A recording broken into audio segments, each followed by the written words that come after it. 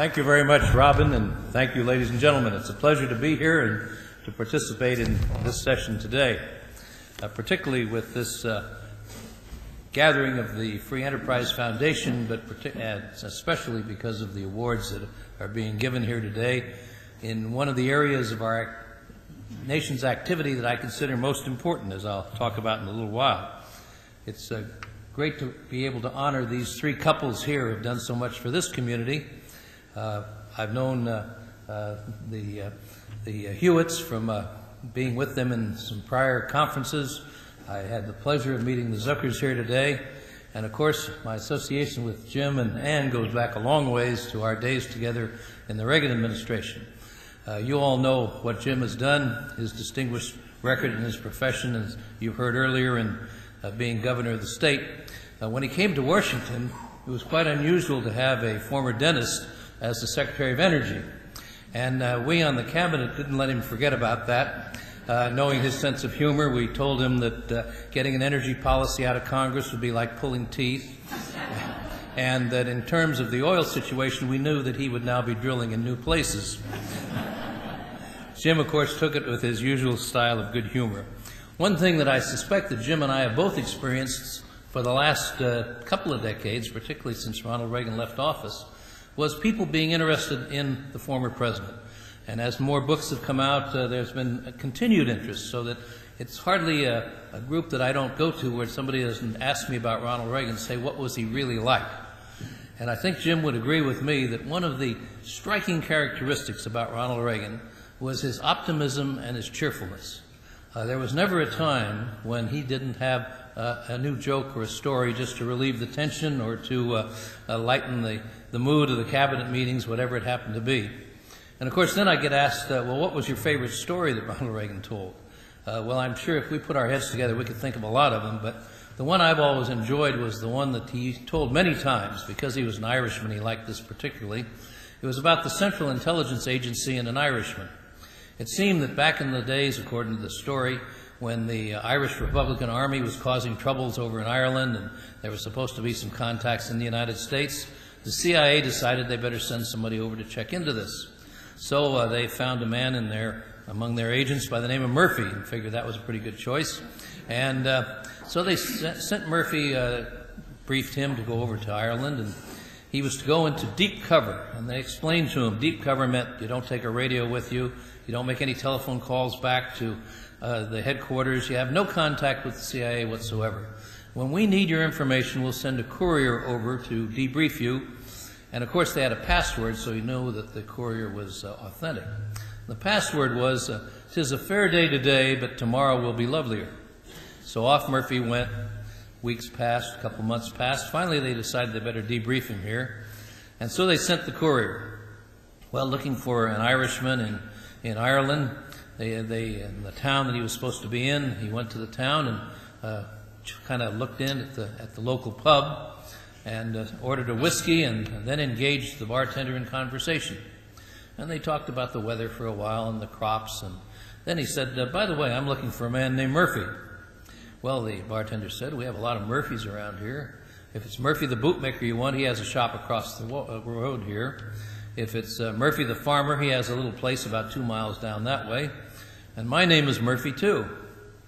Well, the courier takes a sip of his drink casually and says, "'Tis a fair day today, but tomorrow will be lovelier." "Oh," says the bartender, "you want Murphy the spy. He lives around the corner."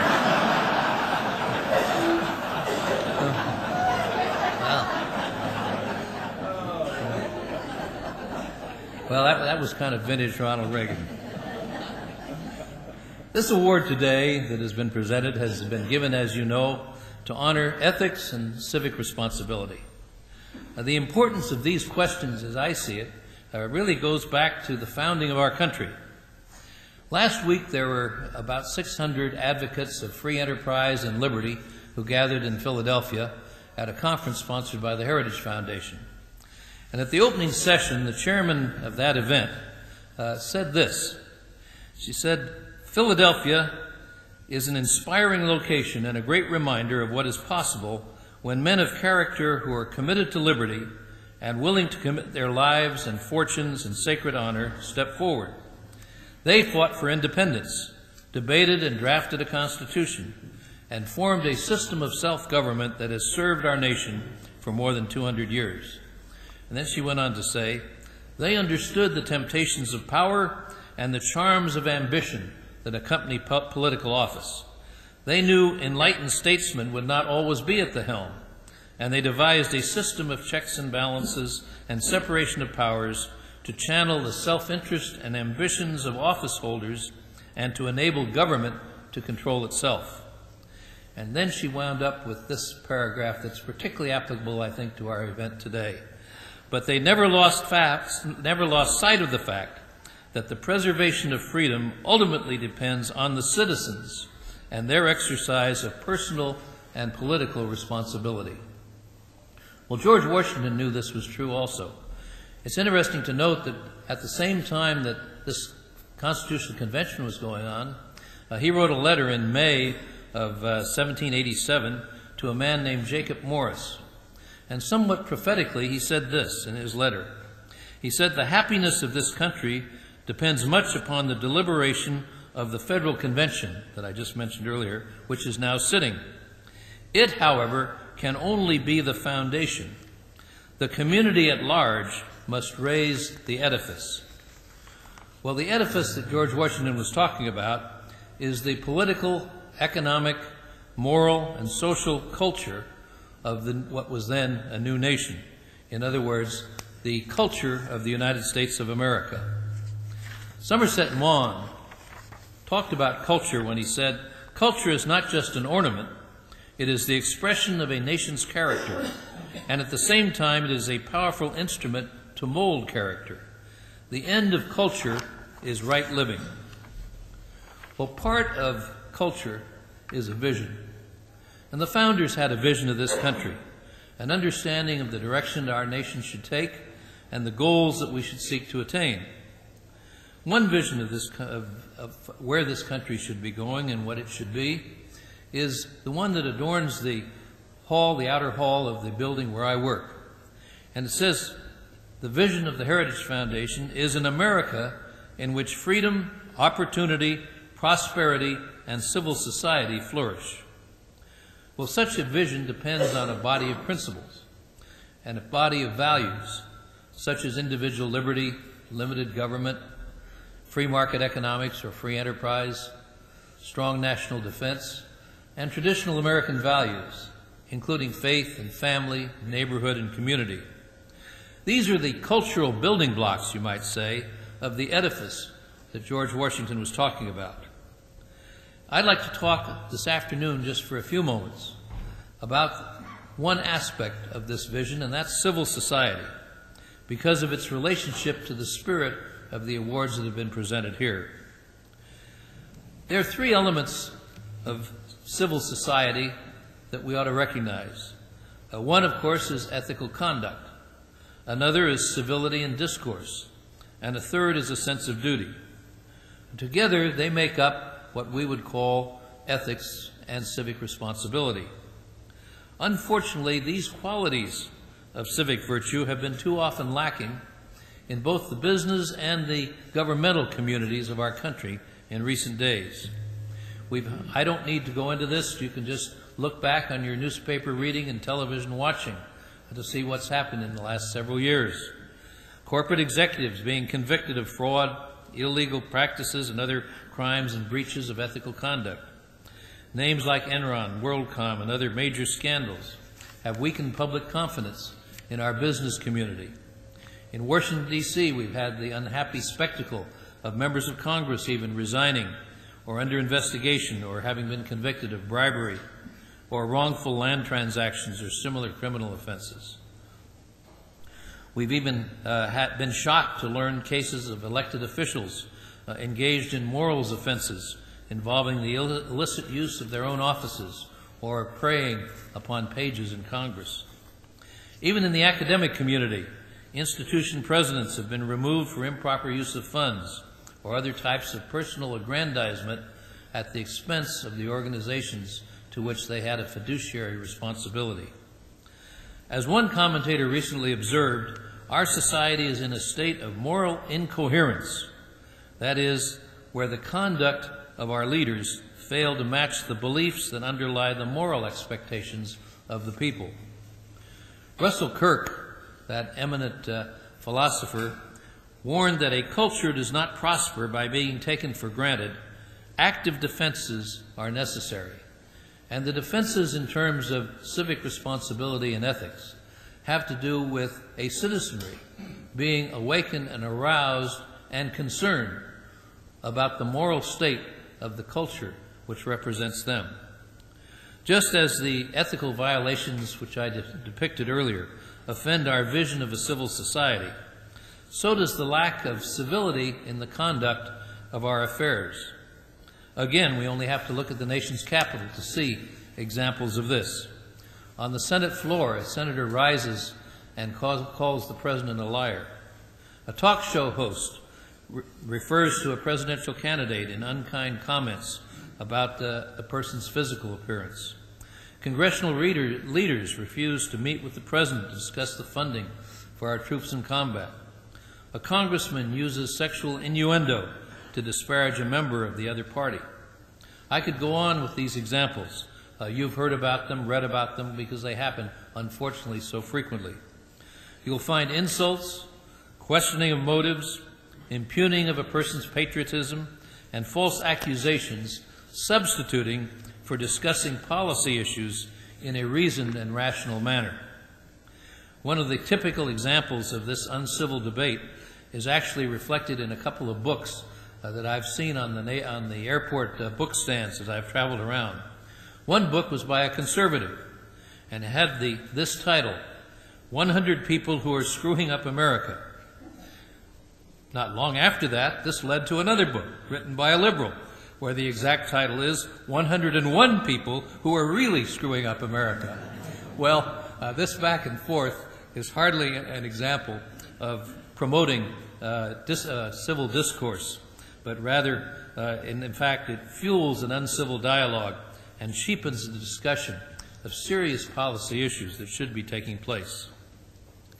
But there is no question that in recent days our political speech has coarsened and our capacity for civil debate has been reduced. We need to avoid the odious practice of substituting personal attacks for substantive examination of the serious public issues facing our country. Our free, self-governing society requires an open exchange of ideas, which in turn requires a civility that is rooted in mutual respect for other people's opinions and viewpoints. Restoring civility to public discourse is not an option, I would suggest. It is a necessity if we're going to go forward as a unified nation. And last, let me talk briefly about sense of duty, because it's essential to a democratic republic. Duty is applicable to big things as well as small things. But too often it's difficult to get people to even vote, let alone run for office or support those who are willing to provide positions of leadership, to join in service projects or participate in community events. And it happens in little things too. I happen to be in a community where we have a volunteer fire department. And I was appalled that of the 3,000 homes in this little community, less than 25% of the people even contribute on an annual basis to the support of that volunteer fire department. It shows that people just do not have that enthusiasm that is really necessary for civic virtue, even if it is to their personal benefit in terms of insurance rates and public safety. Well, restoration of a sense of civic virtue in terms of ethical conduct, civility and discourse, and understanding our concept of duty is vital, I believe, if we are going to move ahead in this country in a better direction and with greater activity on the part of our citizens in support of a nation. Necessarily, we need in our freedom-based political structure to work for an enterprise. We need the people of all working together if the enterprise is to be successful. It's an interesting coincidence. Adam Smith, as you know, one of the principal architects of free enterprise, in the book that he wrote in 1776, Inquiring into the Wealth of Nations. And I think the coincidence is it happened to be the same year, of course, that our nation began, on the 4th of July in 1776. But Adam Smith was more than just an advocate of free enterprise. He was really at heart a moral philosopher. And prior to the time that he had written his book about the wealth of nations, he had written another book that was entitled Theory of Moral Sentiments, or as he called it, an essay towards an analysis of the principles by which men naturally judge concerning the conduct and character, first of their neighbors and afterwards of themselves. And he talked about sense of duty and the other requirements of people in a moral world. Former Senator Jesse Helms of your neighboring state of North Carolina wrote a little book not long ago in which he talked about saying the only way to reform society is for each individual to develop in himself the habits of virtue and initiative. He said that human nature cannot be changed either by force of arms or by a government grant. The Ten Commandments cannot be repealed either by individual men seeking self-interest or by reformers seeking shortcuts toward the restructuring of society.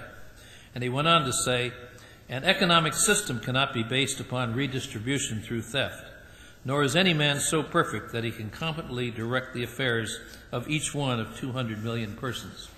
In other words, he was talking about the kind of leadership and the kind of situation, and particularly the kind of participation that a democratic republic such as ours requires.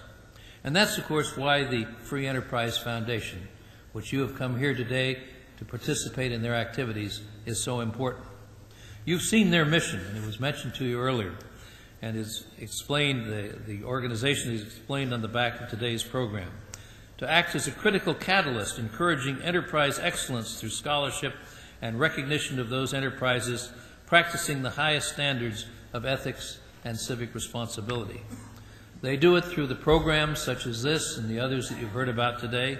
They do it through the publications such as the Ethical Standard. They do it through the other things that are coming out in the future, such as a journal on best practices of ethical leadership and ethical operation of businesses.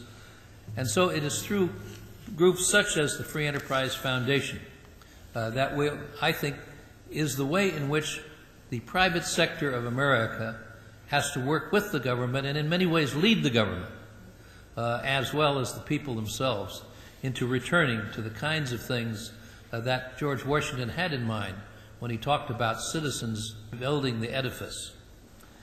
Ronald Reagan talked about a shining city on a hill.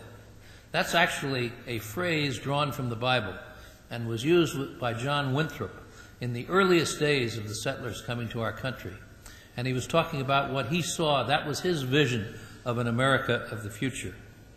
Well, another way of talking about, it's another way of talking about the vision of the founders, or George Washington's idea of an edifice, what he believed the nation can be. Now, perhaps we've gone way beyond, materially and certainly technologically, than anything George Washington and the other founders might have had in mind. But we have not gone beyond, nor have we perhaps in some ways lived up to what they had in mind in terms of the quality of the people and their commitment to civic virtue. And that's why I hope that as this organization, the Free Enterprise Foundation, and other like organizations go throughout the nation, work together in terms of seeking to fully implement the vision of the founders, and indeed to carry out what's printed on the back in terms of this foundation's mission, and that is its goal to lead the way back to long accepted moral notions of enterprise responsibility and to maintain the liberties and standard of living that they have fostered. Then we will indeed have fulfilled the vision of the founders and made this the shining city that Ronald Reagan once talked about. Thank you.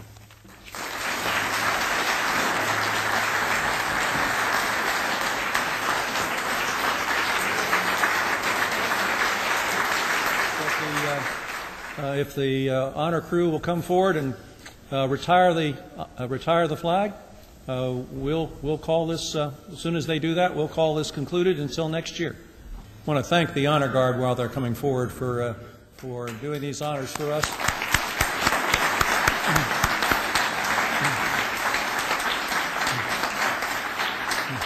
Yeah. You know, I get to stand up here too, but there are a lot of people who do work to make sure this happens. Not only the Aramark, which has done a good job today, but I'd like to recognize my sister Alice, who's been helpful for us today, Thomas Gasquay, one of my Baker Free Enterprise Foundation fellows, and a number of others, the fellows. Michael Smith, is he around here somewhere? And I just want to say thank you to them all.